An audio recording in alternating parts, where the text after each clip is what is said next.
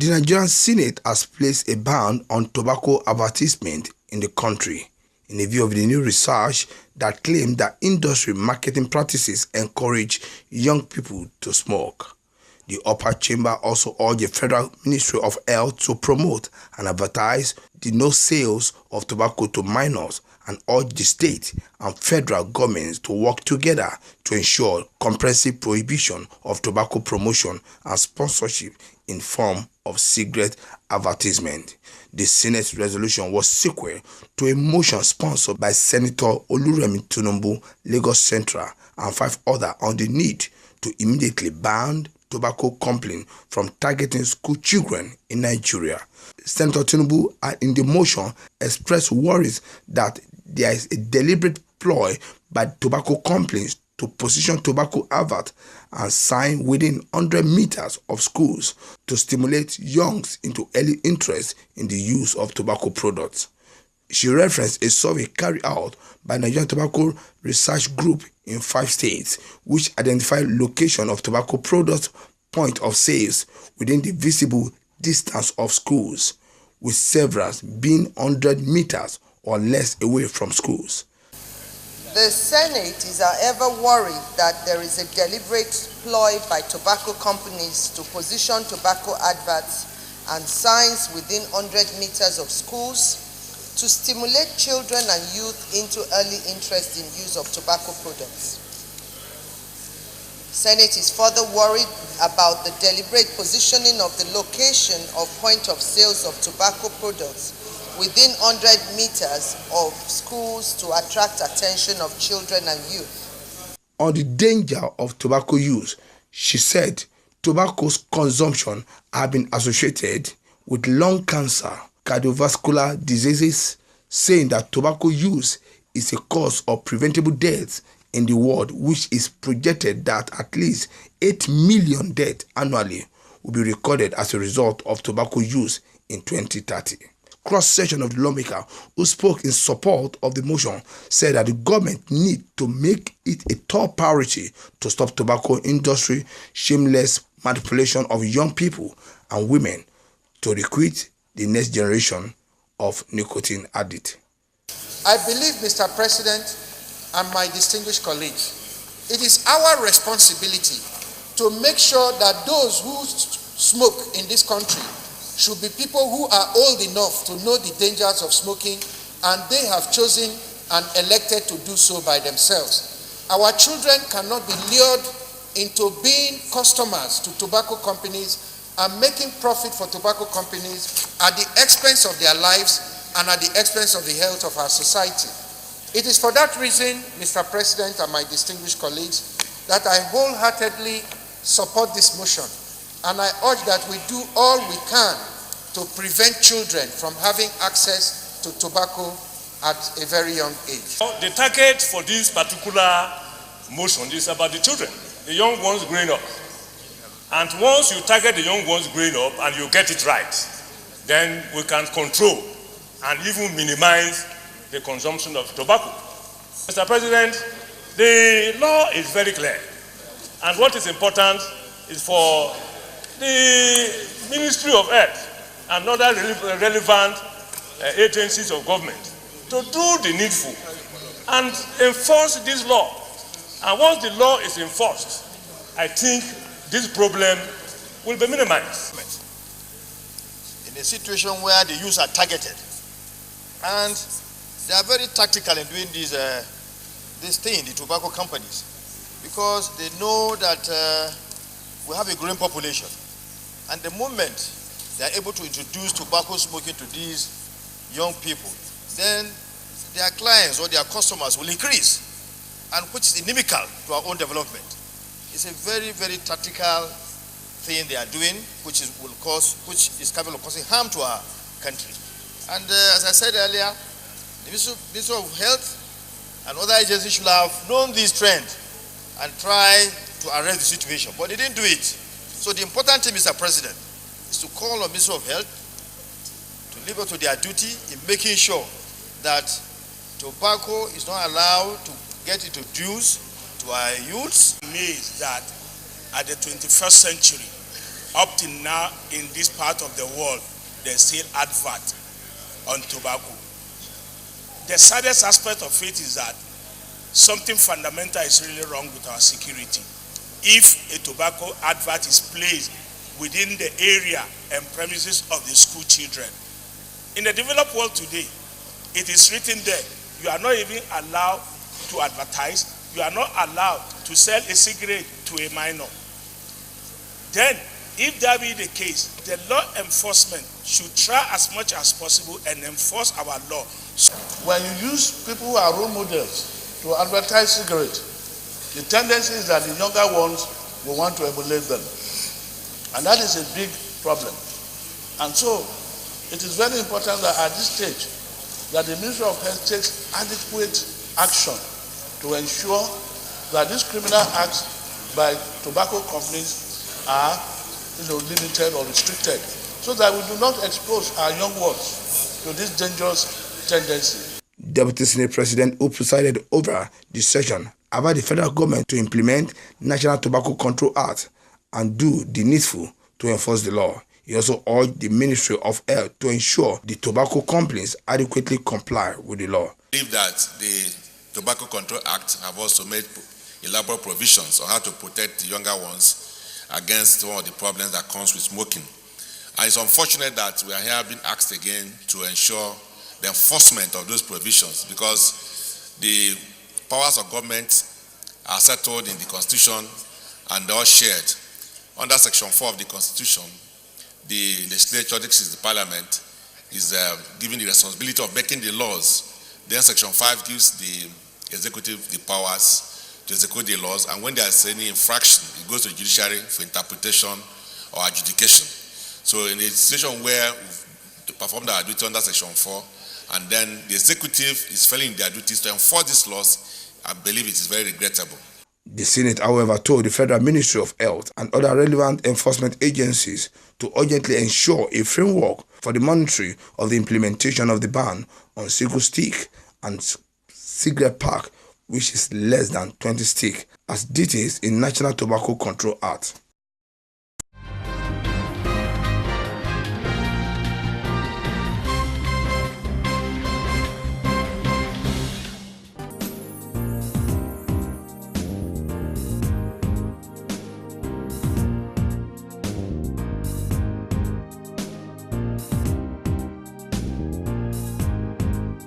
Ahead of 2019 general election, Nigerian Senate has affirmed the position of the House of Representatives to change the sequence of the elections in the country. The federal lawmakers are moving to change the order few weeks after INEC released a timetable for the 2019 general elections. The amendment of the Electoral Act has facilitated the collaboration between the joint committees. Both Senate and House of Representatives has agreed to the earlier amendment by the House that the National Assembly election will come first, followed by governorship and state houses of assembly election, and finally presidential election, which will come last. Election 25(1) states, election into the office of the President and Vice President, the Governor and Deputy Governor of a state, and to the membership of the Senate, the House of Representatives, and House of Assembly of each state of the Federation shall be held in the following order. A. National Assembly elections. B. State Houses of Assembly and Governorship election. C. Presidential election. The date of this election shall be as appointed by the Independent National Electoral Commission. Election into the office of the Chairman and Vice Chairman and membership of the Area Council of FCT shall be held on the date to be appointed by the Independent National Electoral Commission. This is the position of the Concurrence Committee with regards to Clause 25(1). We are upholding the position of the House of Representatives. Unanimously. Is this a true reflection of what has transpired today? Yes. Those in support say aye. Aye. Those against say nay. The ayes have it. By this legislative resolution, candidates for elections wishing to withdraw from the race are now to do so not later than 30 days to the poll. The Senate considered and approved the clauses as recommended by the National Assembly Conference Committee on Electoral Act Amendment. From Abuja, Muyiwa Bamdele reporting.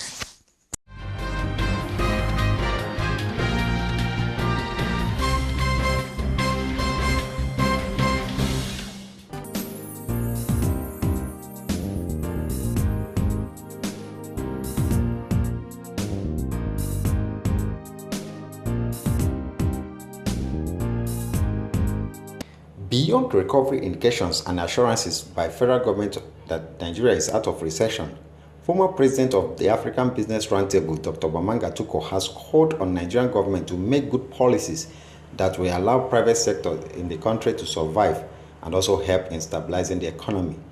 Bamanga Tuko made this known at an event where he officially handed over to the newly elected president of the association, Mr. Samuel Dosun Auret, in Abuja.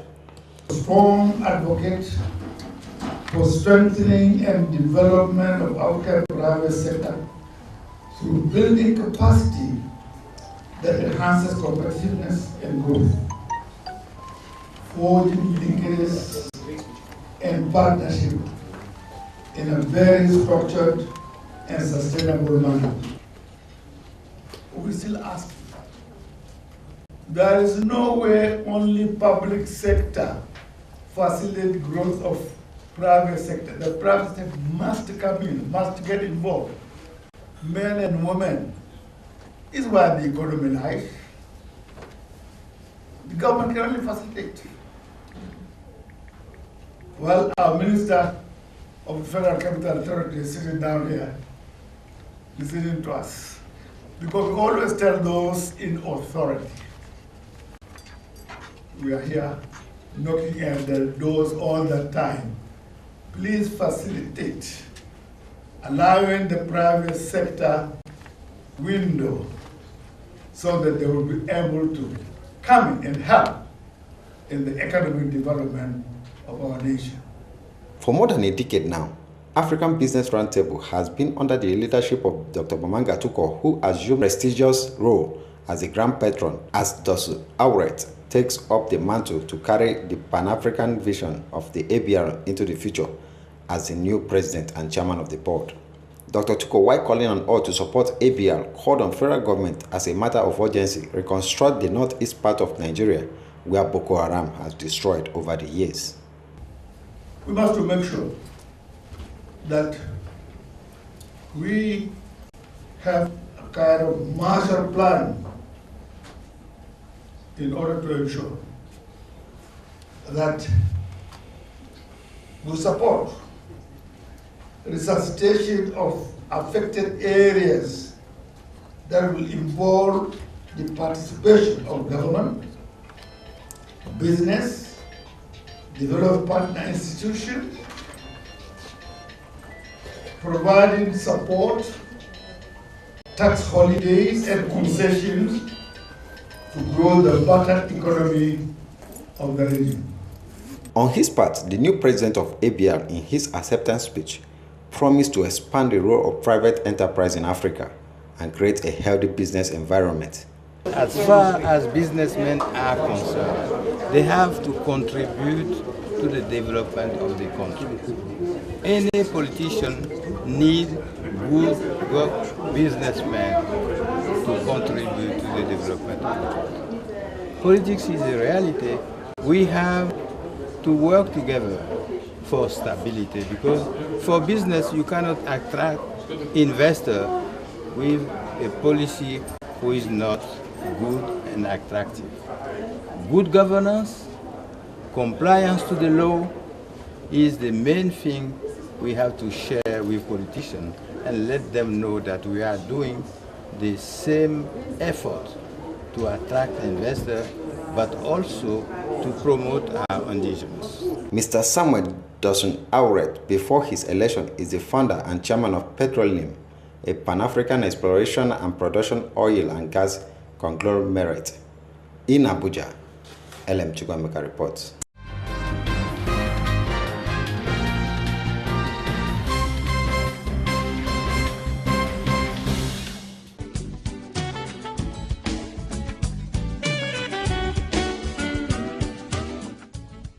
Lovely place, right? Yes. What's wrong? You don't look happy. Take a look around. Why can't my hotel be like this? I knew something was wrong, but I've got solution. Solution? What? Nanet. Nanet? Nanet offers you design solutions, building plans and construction, furnishing and equipping, financing, management, audit services, and many more services for a better hospitality business. Nanet, service with a smile.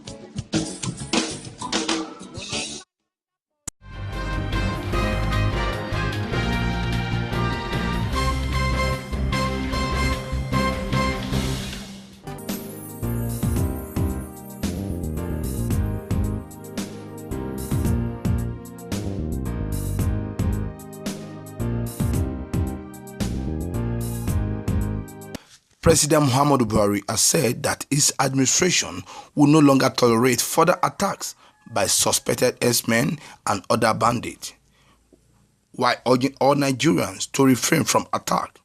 He said security agencies have standing instruction to arrest and prosecute anybody found with illegal arms. Buhari said this in his remark at the inauguration of a comprehensive special school in Lafia, Nasarawa State capital, during his one-day visit.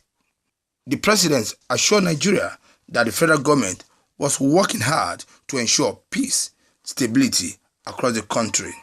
The president again commiserated with the victim of the attack, which is described as barbaric. He called on Nigerians to continue to pray for the success of his administration, peace in the country.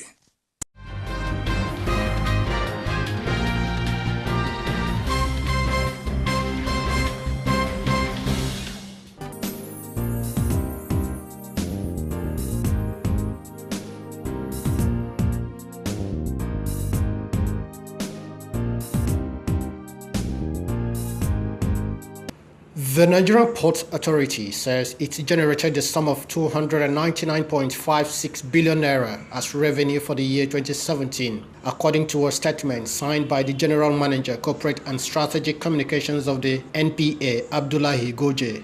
The revenue exceeded the 2016 figure of 162.20 billion naira, the highest generated by the authority in the past 5 years.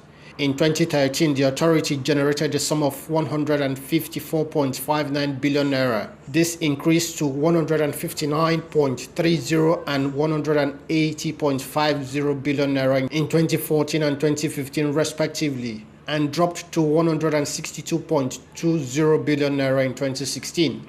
The 2017 figure declared by the authority is made up of revenues from traffic, harbors, administrative and other sources in the sum of 136.04 billion naira, 66.80 billion naira, 86.06 billion naira, and 10.75 billion naira respectively.